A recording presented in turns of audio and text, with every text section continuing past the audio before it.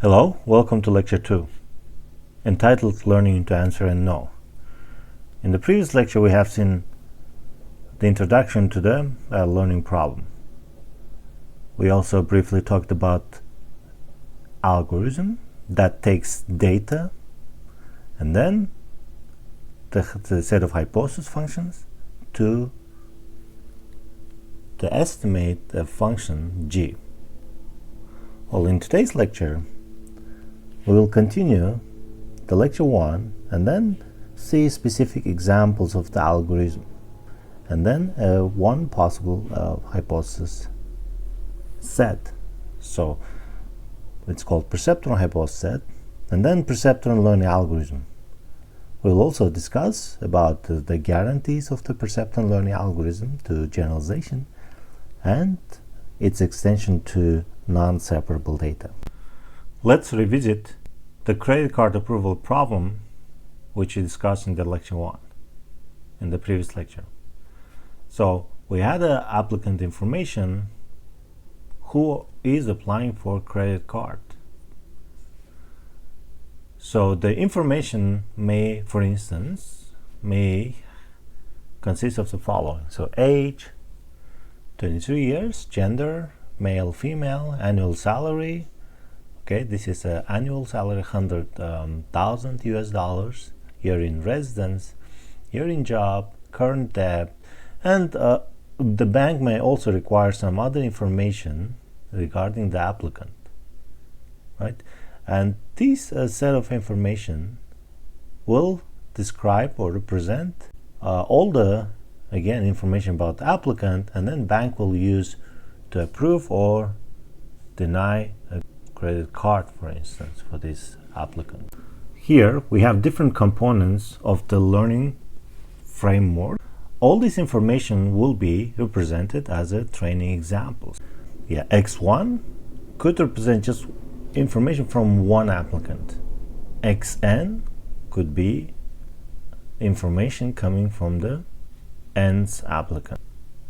All of these could correspond to the historical records that the bank has from other applicants. Our central goal was to find this unknown target function, which in this specific example was an ideal credit card approval formula. And the learning model, as we defined, consists of the learning algorithm, hypothesis set. The hypothesis set presents a set of potential or candidate formulas or set of functions that we can use to estimate a final hypothesis called a G. And then we hope that G will approximate our unknown target function. This unknown target function in this example is the ideal credit approval formula. Now, question. So what kind of hypothesis set or type of the hypothesis or functions we can use to select G? So hypotheses basically are the set of functions. And then algorithm will take one by one and check according to some criteria, select G. Let us take example of one specific hypothesis, which we call as Perceptron. So a simple hypothesis set called Perceptron. We have the following information about the applicant, just very few ones are listed here. The first task is to construct so-called feature vectors or features of a customer. For that, we form one vector X. The elements of this vector will correspond to one of the features. So for instance, X1 could represent age, X2 could represent the annual salary, X3 could represent the year in job, and so forth up to XD also could represent the current debt, and any other additional information that corresponds to this applicant or a feature of a customer. Given a vector that represents a set of features of the customers, we can compute the weighted score. Okay, weight each individual features entries of this input data, and then according to some threshold we can do two things. First, approve credit if the total sum is higher than some threshold, or deny the credit if the weighted score combination of each features are less than some threshold. So we have two cases: approve or deny credit, right? So we can combine these into one decision function. How? So we just pay attention to the difference between the weighted combination of features and threshold, right? So if we subtract, if this weight is greater than threshold, then we have a positive sign. If the weighted combination of these features is less than some threshold, then we can call it as negative. So we can combine just two into one by taking into account the sign of this subtraction. So here let's define it as the following. Let's define the two possible cases as output. So +1 for good, -1 for bad. So we're just taking one as an example. It could be any other integer. So the main thing here is that the sign is very important. So if the weight is greater than threshold, positive, and then less than threshold, negative. We see that we're dealing with linear functions, right? So these are the linear functions. For the time being, we just ignore the case where the sum is equal to threshold, or the difference between two is 0.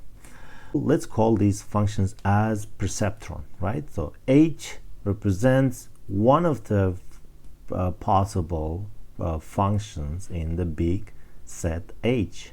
By combining these two and introducing this sign function, we can form one candidate function called h of x, right? This is one of the example of the functions in the set H. What we have here is sign. Again, this is a weighted combination. If it is greater than some threshold, the sign will be positive. You see, this is a good customer, so with the good features, approve the credit. If this combination is less than threshold, it will be -1, right? Then we deny the credit card approve. And this function is called Perceptron. This is the Perceptron hypothesis, historical. So we defined the following function as the Perceptron, right? We can use it for approving and denying credit application. So we have a sign function again. This is a weighted combination of the input features of the customer and then some threshold. What we can do is right here we can represent this linear combination and then sign as a inner product or dot product. So for that we introduce artificial coordinate called x0, right? So that we can treat threshold as one of the weights in the weight vector wi. So that is the first step of the change that we introduce. And second, introducing this artificial coordinate x0 and then changing threshold to w0, denoting it as w0, will allow us to represent again the input and then weight as this linear combination. This is basically the dot product between w and then x. The only change that has happened in the sum is now the I ranges not from 1 to d, but from 0 to d. So the d is denoted because in this case d is dimensionality of the input xi, right? Since we have now this representation, we can write it down as the following vector form: W transpose and X, the inner product between weight vector and then X input vector. Let's take a look how Perceptrons looks like in 2D. Here we have an example of the Perceptron with 2 input features and then 2 weights. We also have W0, which we introduced as a threshold, right? And also we have here artificial coordinate x0, which was equal to 1. So we have 2 input features, x1 and x2 of this one of the customer in the credit card approval case. So this x1 could correspond to salary, x2 could correspond to debt, year in job, or some other feature of the customer. So we can visualize these kind of 2 features as points in 2-dimensional space. For example, here we see the scatter plot of sample data that may correspond to how many? 9 customers information. And then red corresponds to customers or applicants with bad, let's assume bad credit history or bad features. And blue is good. So usually the perceptrons in this 2-dimensional look like these linear functions as hyperplanes, or just these lines, right? And then these features here, for instance, let's take it as x1, x2, right, x1, x2, and then x1 could be salary information, and then x2 could be debt, right? We can also visualize this point in higher dimensional feature spaces, in 3D or even higher. So this dot, for instance, corresponds to one of the applicants or customer's data with the following salary and then debt, and looks like he can be approved. So what we have is again the customer features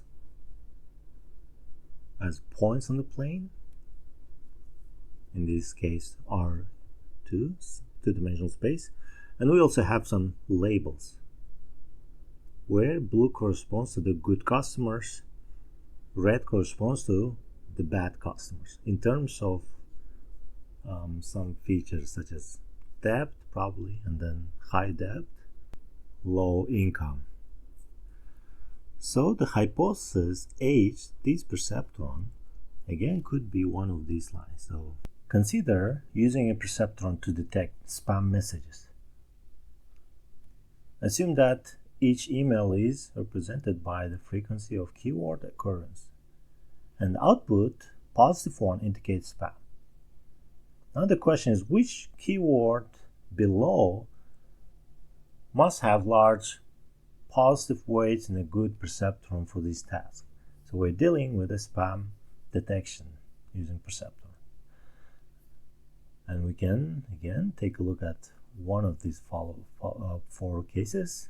If our email has these coffee, tea, hamburger, steak words or keyword, or second fee, free drug, fantastic deal, and or third or fourth, right? Which of one of these should perceptron have a large positive weights?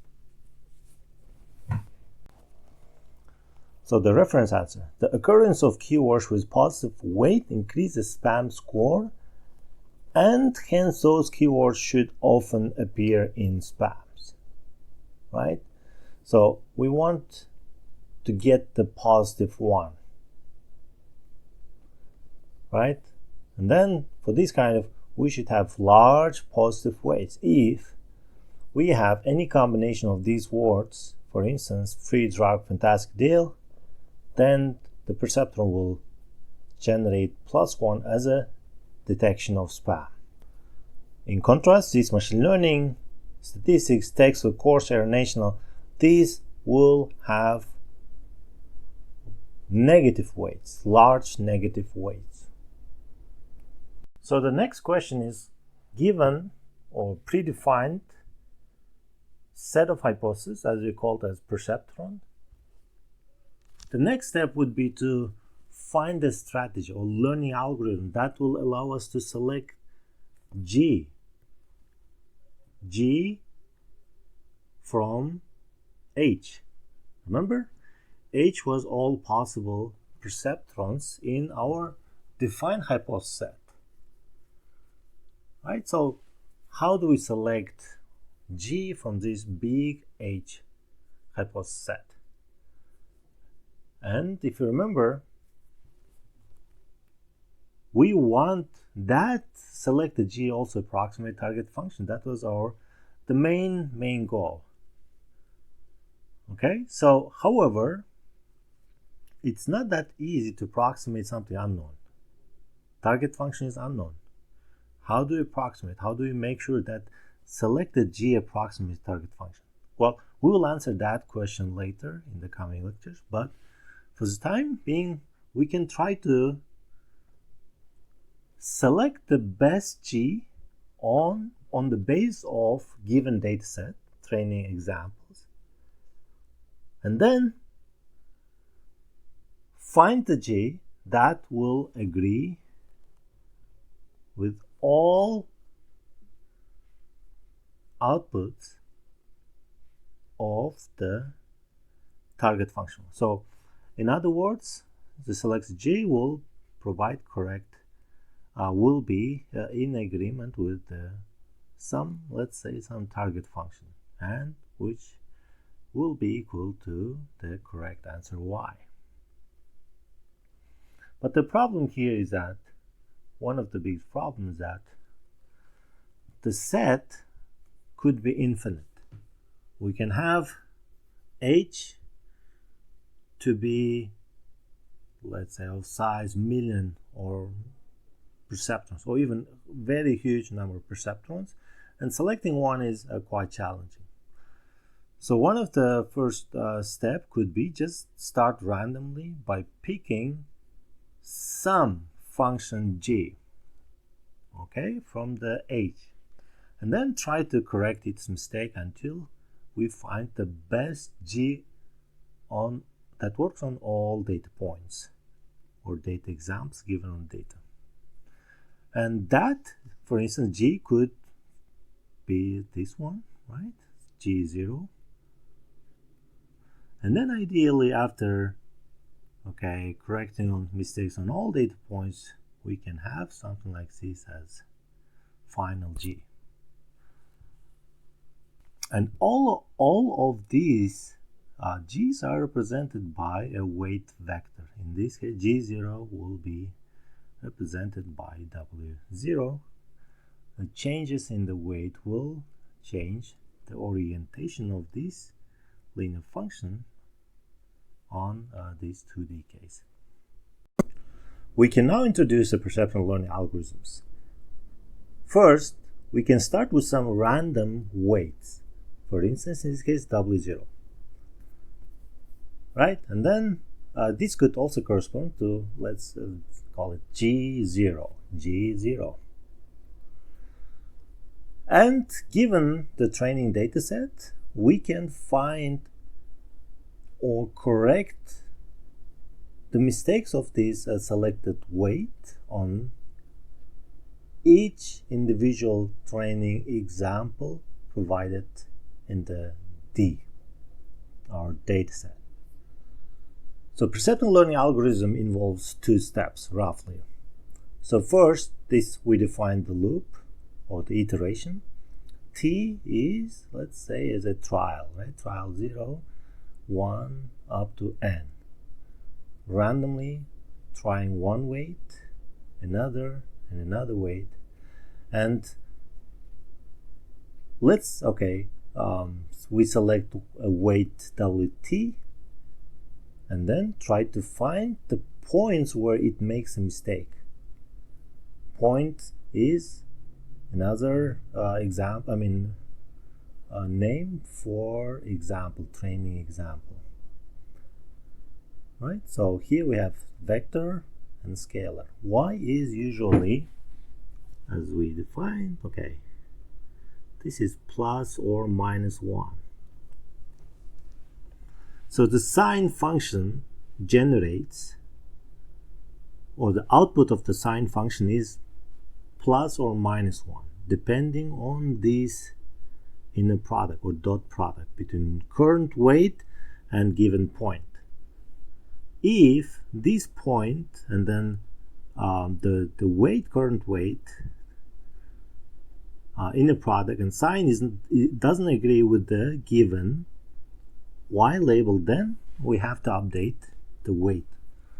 That means we need to change the weight of the current hypothesis. So a simple weight update rule is shown here. So what we do is we take the current weight, add the current example, and y is the scalar. So this is plus or minus 1. First multiply the x vector, which represents our current input, add it to current weight, and then try a new weight. Basically, this is a weight update rule. So you repeat these 1 and 2 steps for the entire example until your final weight makes no more mistakes on the entire data set.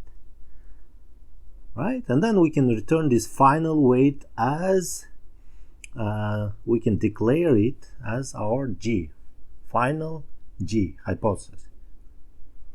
And we can call it as WPLA.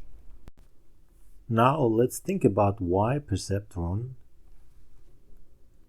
learning algorithm may work, in particular this weight update. So we can provide one geometrical explanation. So imagine, this is our weight. This is the weight that made a mistake on given point.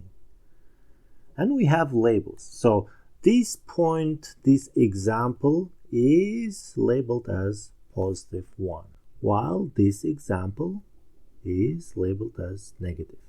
So first, let's take a look at this. So first we have two vectors, x and then w. W is current. According to the weight update that we have here, right, is that the WT plus 1 should be a good direction to move in order to get the correct hypothesis. So let's take a look at this. What we are dealing with is sine function, and then inside the sine we have, let me just erase this, inner product. This is a dot product. One geometric way of explaining this is as follows. Let me just write down this. So inner product between W transpose and then X, I'll define let me write it down like that, is equal to the length of each vector and the angle between them, right? The cosine angle. So this, if you take into account this cosine between two vectors, we can try to relate it to the sine. Here, the sine of this inner product will only depend on the sine of the cosine angle, because the length of this W and then X is always positive. We can take a quick look as a reminder at the cosine angles around the unit circle, right? And then we can also treat this as unit circle. The cosine angle remains positive between 0 and 90 degrees, right? And negative between 90 up to 270. And during this area between 270 and 360, the cosine is again positive. So in this case, if you look originally, this angle falls around this region, so it's greater than 90, and cosine here will be, the sign of cosine will be negative. Well, if we update the current weight by adding to our given x and multiplying by y, which is +1, we will have a new vector. And then the new angle between this new updated w t plus 1 and then x will be a positive, cosine will be positive. The weight update will be correct in the next iteration. It is similar to the negative example case, right? So again, we take into consideration the angle between x and w as one of the way of explaining why perceptron weight update may work, right? The sign. So after updating, we want cosine to be negative, right? So the new weight vector will be in agreement with the -1 here, right? And the new weight will not make a mistake on this given point. The implementation of the Perceptron learning algorithm can be done as in a few lines of the code in, let's say, Python. There are two steps, two conditions. First is start with some random weight and then find the point example that random weight makes a mistake, which is here. So sign of this dot product should not agree with a given y label. Then just correct the mistake by updating the weight, and then you try it as a new weight, and etc. etc. So there are only few steps, few lines of the code in implementing the Perceptron algorithm, and it can follow a very simple naive cycle. Let's take a look visually on some given set of points. So what we have here is two groups of points, and the color here, red and then blue, represents those y's. So y is equal to -1 for all red colors or points, while here y is equal to +1. Okay, this is how we defined it. So now let's try to start with some random perceptron and try to come up with this hypothesis selection. Here we have updated weight. So WT plus 1 is based on initial weight randomly picked plus y and x1. So the updated weight looks like this, and then this decision boundary will be something like this after first update. Second update, look, this is the current weight. However, we still have some mistake. We take this point, right, and then update.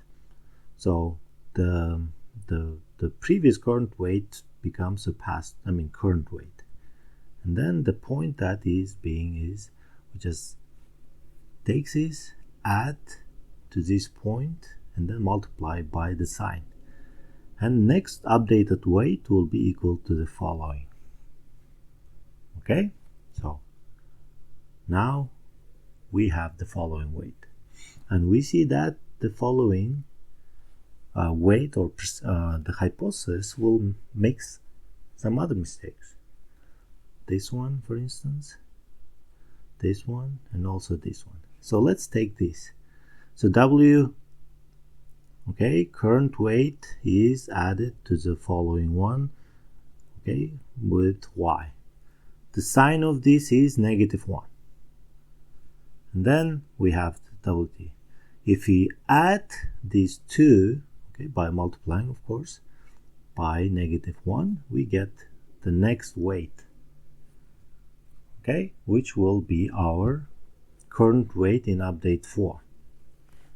Now we look and see if the current hypothesis makes a mistake. So we see one point is misclassified, another point, another point. So let's take this x3.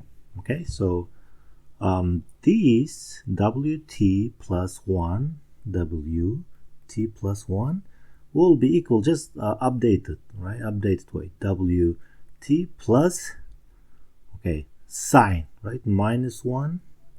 This is so Y times x3. Then we will have a new vector, new updated hypothesis. All right, this was, and then we with the current updated weight hypothesis, we check again if it makes any mistakes on all points. So we see some point being misclassified. We do repeat the same step and change the hypothesis.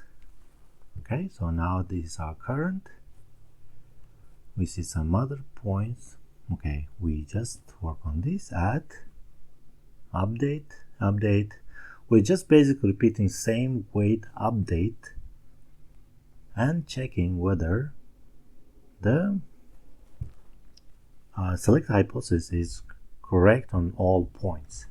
So finally, we find the weight that separates, okay, all points correctly, and we declare it as WPLA on the given data set. Right here, we're selecting these hypotheses based on all given data set as defined here. And we can also call it as our tentative G, right? So geometrically, we can see that the weight update works. We started with some random weights and found them again, point that the current weight made a mistake. Again, when I mean weight, it means also the hypothesis. It represents one perceptron with different weights. Another step, update, force update, 5, 6, 7, 8, 9, and after several iterations, we finally find the perceptron that classifies all the points correctly. However, there are some challenges or the issues of the perceptron learning algorithm, which simply tries to correct mistakes based on the given dataset until the hypothesis makes no more mistakes on all examples of the dataset. In the first case, we can discuss the algorithmic way of stopping. If you look at how perceptron learning algorithm works, we can see that it can be just naive cyclic approach. Just start with random weight and then iterate until no more mistakes are made. Or we can randomly iterate or perform some cyclic iteration based on some random selection. We can also have some other types of surveillance, but all this belongs to algorithmic, the halting of the perceptron algorithm. But we are more interested in finding the hypothesis, the perceptron, and declaring it as a G that we hope approximates the target function f. This is actually the learning to selection of perceptron or hypothesis set. So in this learning case, we can make sure that on dataset, if we can find the perceptron that makes no more mistakes, we can say probably the G approximates target function because we selected the perceptron that makes no mistakes on the given dataset. In this case, we can see that since G made no more mistake, we can hope that it approximates the target function. But the main interesting question or the problem is that can G approximate target function F outside the dataset? Or even worse, what if the algorithmic selection or cycle selection of perceptron is not stopping at all? So perceptron, we cannot select the perceptron hypothesis on dataset. The iteration goes infinite or without stopping. We will show that after enough iteration, after enough corrections, we can make sure that PLA, perceptron learning algorithm, if perceptron learning algorithm stops, that means the current hypothesis doesn't make any more mistakes on the dataset, right? Let's call such D dataset as linear set. So linear separable dataset looks as follows in 2D. So we can find a line, straight line, that separates two classes of data.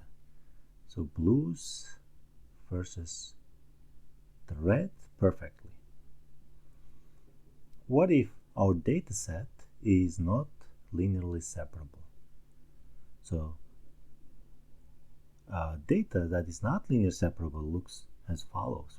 One of the examples. So we have some points that is falling on the opposite side. So no matter how you put these lines of the perceptrons, there is no way to make sure that all the points are separated correctly.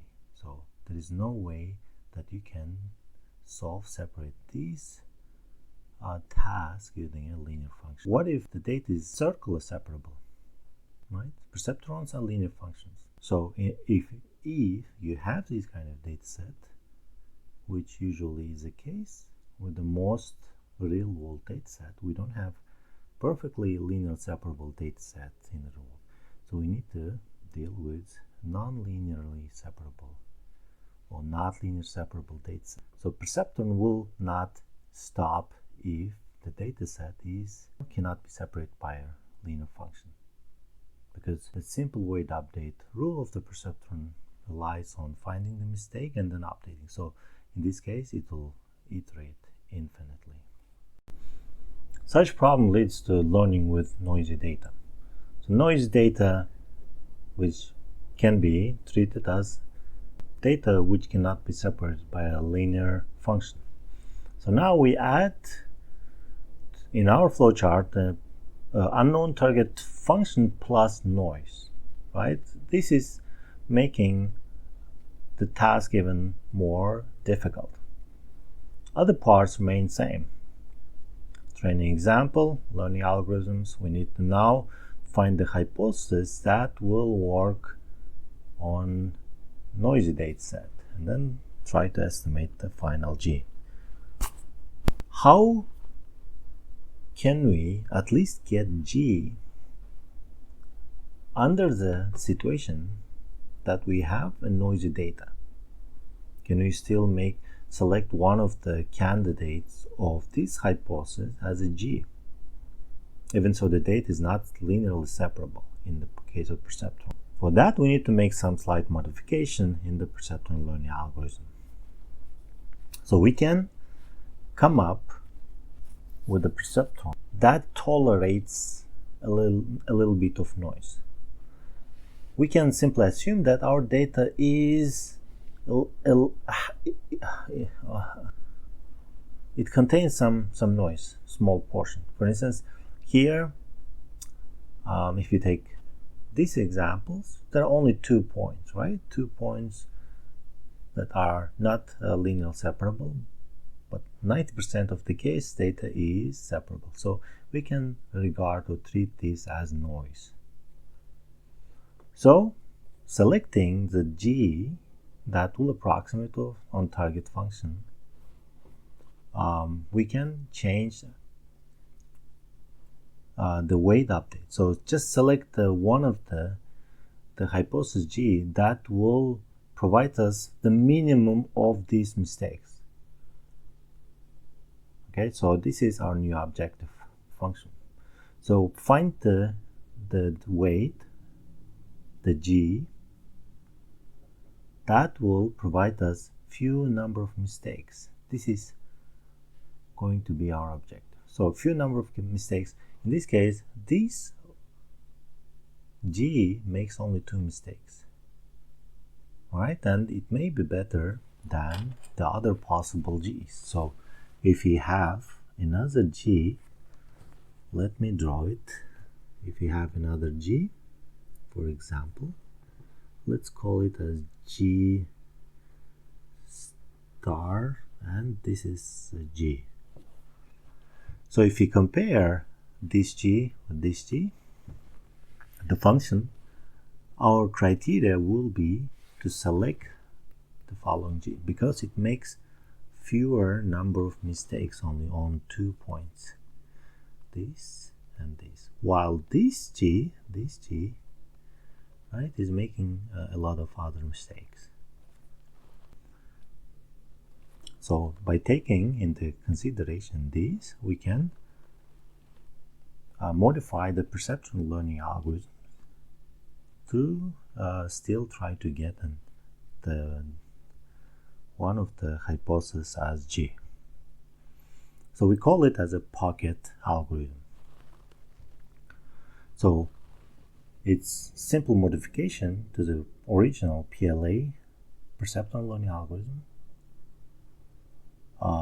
where we just keep the best weights in the pocket. So we introduce pocket, literally, to put the weights, the best weights. Similar to the original perceptron learning algorithm, we have random pocket. Okay, first we initialize the weights in the pocket randomly, and then we iterate, right? The first step is similar to original perceptron. Just find the weight that makes mistake on any given example, point or data example, and perform the weight update. These 2 steps are original perceptron, right? And we add one more step. We introduce here the pocket. This is pocket. So put this current weight, updated weight, into the pocket, and then compare it with the W hat, which was initially put randomly in the pocket. If current updated weight makes less mistakes than the weight in the pocket, then return it eventually as the pocket perceptron. So again, let me just summarize again. So original perceptron learning and plus step 3. Okay, so we introduce pocket, which has W hat inside, and after weight update we compare W. If W hat makes fewer mistakes than W, T plus 1, then we don't touch W hat. If W hat makes more mistakes than WT plus 1, then we substitute W hat with the updated weight and we call it again W hat for the next iteration. Let's take a look at this quiz. Should we use pocket or PLA? Since we don't know whether D is linear separable in advance, we may decide to just go with pocket instead of PLA, instead of original PLA. If our data is actually linear separable, what is the difference between 2? So first, pocket on dataset is slower than PLA, original perceptron learning algorithm. Second, pocket on D is faster than PLA. Third, pocket on D dataset returns a better G in a in approximating f than PLA, or number 4 answer is pocket on D returns a worse G in approximating f than PLA. What would be the answer in this case? Take a moment and then try to select one. You can just pause and then select. So the answer is obvious. Pocket on dataset is slower than the PLA because of the one more step that we added. That step involves checking whether the updated weight is better than the weight in the pocket in each iteration. So it will be slower than original PLA. Yes, on linear separable dataset, pocket is same as PLA. Pause, making no mistakes. So to summarize today's lecture, what we have seen is we have seen a class of functions we call it as Perceptron hypothesis or Perceptron hypothesis set. They are basically linear classifiers, linear functions, and we have seen a simple Perceptron learning algorithm that is based on mistake correction with simple weight update. Yeah, and then the guarantees of PLA. So PLA, convergence of PLA depends on the data set in the first place, but later we will delve into theoretical formulations of the guarantee of a Perceptron learning algorithms, but that comes later. And then we also have seen the extension or slight modification of the Perceptron to deal with non-separable data by introducing the weights in the pocket, right? This is just one simple algorithm that reflects simple learning, okay? So in the coming lectures, we will see a lot more examples of related to learning problems.